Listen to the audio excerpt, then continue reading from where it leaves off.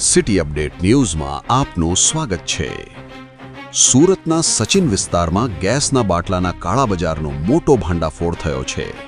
માહિતી મુજબ ભાર તડકામાં મજૂરોની મજબૂરીનો ફાયદો ઉઠાવી 5 કિલોના ગેસના બાટલા 900 રૂપિયામાં ગેરકાયદેસર રીતે વેચવામાં આવતા હતા।